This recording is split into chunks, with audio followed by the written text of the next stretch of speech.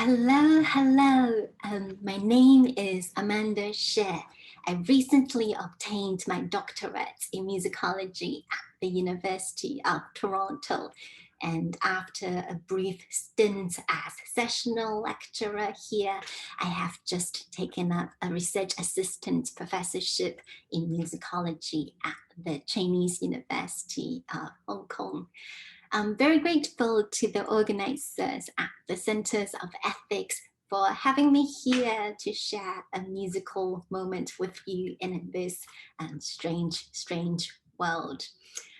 Even as I speak online, I would like to take a moment to acknowledge the complexity of the place that the University of Toronto occupies. It belongs to the peoples of the Huron-Wendat, the Senecas, and the Mississaugas of the Credit River, next to the music faculty and not far from the Ethics Center. On quiet days, if we allow ourselves to be still enough, we can still hear the water flowing through underneath our feet where the Tattle Creek used to be. Okay, so I'm going to talk about an aria, and that is a song from an opera by the Austrian and Jewish composer Erich Wolfgang Korngold. The opera is called Die tote Stadt, the Dead City, from 1920. The story is centered around a lonely widower, Paul. He mourns obsessively over his dead wife until one day he encounters and becomes infatuated with a woman who resembles his dead wife. He will eventually be consumed by his own infatuation and the psychological torment that comes with it. He will strangle to death his new love interest, but only then to wake up and to discover that the murder has all been but a dream. The opera aria that I would like to share with you is called Glück, das mir verblieb, the joy that remained to me. It's a song that returns at various points of the opera, but always exists in the space between dreaming and waking. In a sense, the composer Korngold allows his grieving protagonist to reenact and to replay his trauma until the protagonist, Paul, can find a way out of it. It's a melancholic song that always allows the protagonist to grieve, to mourn, to find comfort in the music by looking backwards. But it also, crucially, just very gently urges the protagonist to look forward.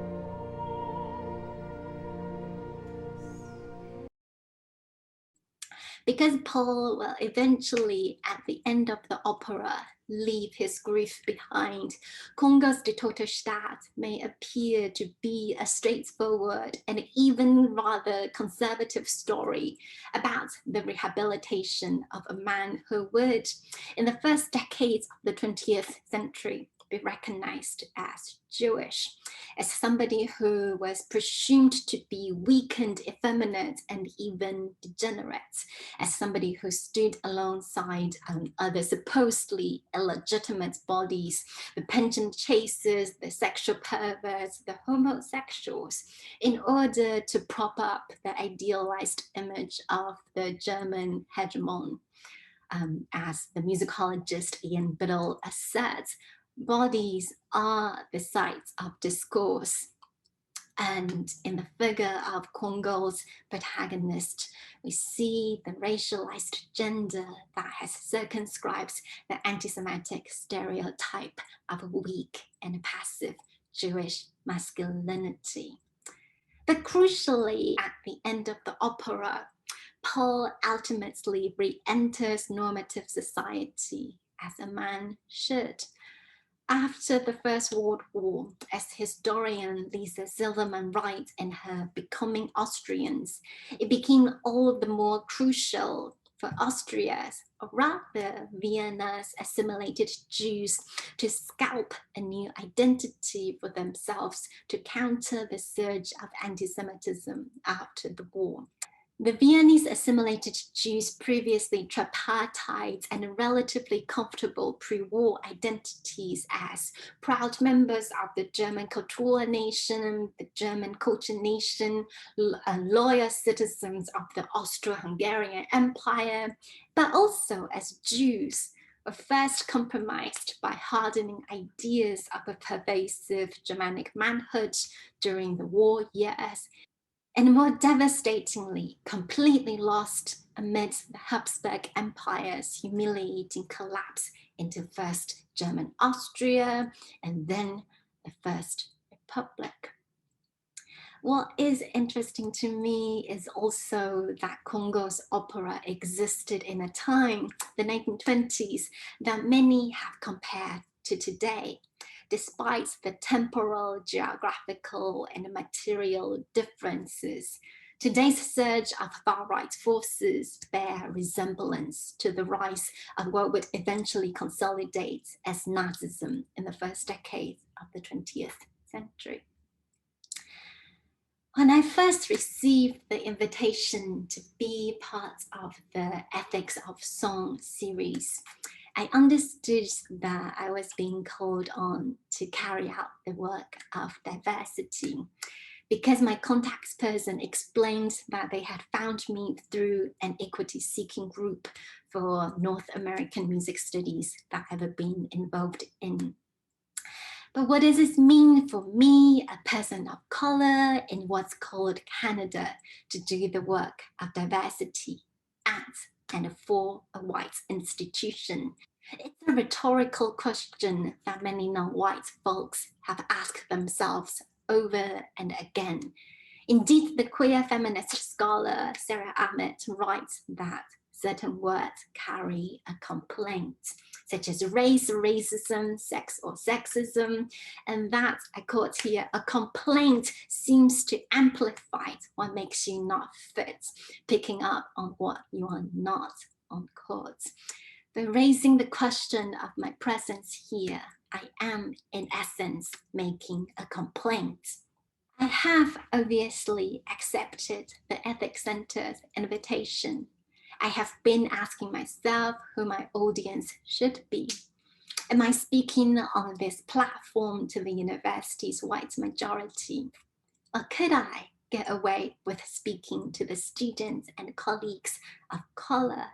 And perhaps most appropriately from my position, to those among us who have found themselves wrestling with the label of model minority, a label that was first invented by a white supremacist system to fuel their anti-Black ideology. I have chosen to share with you an opera from a Jewish composer from early 20th century Vienna, because Vienna's assimilated Jews, including someone such as Erich Wolfgang Korngold, very much embodied a model minority existence.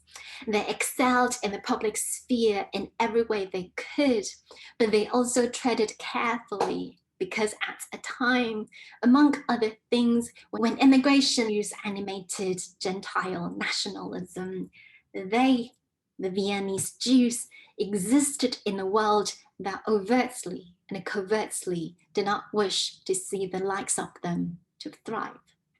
Congo biographer Brandon Carrell actually contends that the composer was uninterested in his Jewishness and instead favored Catholicism, even though his advocates were predominantly Jews, including Gustav Mahler, Anna Rose, Richard Becht, and Alexander Zemlinsky.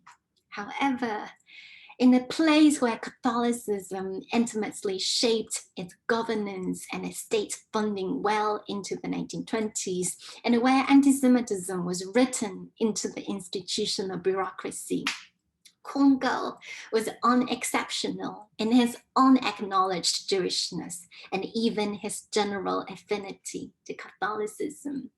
Such an identity was born out of a legacy of Jewish survival that had evolved from following the dictates of their Christian environment. To circle back to the University of Toronto, these are sentiments that no doubt will have resonances on a campus that has been perceived to be too Asian. What does this mean to the existence of non-white bodies in a space that claims to understand us by intellectualizing us, turning us around and over into objects of observation, desire, and in turn, in the case of the model minority, accusing us of being too much of an emotionless functioning machine?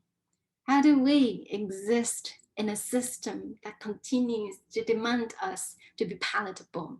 Can we be both palatable and quietly subversive? These are questions that seek to interrogate what the system does to us as individuals and as a collective, which of course also include the white psyche.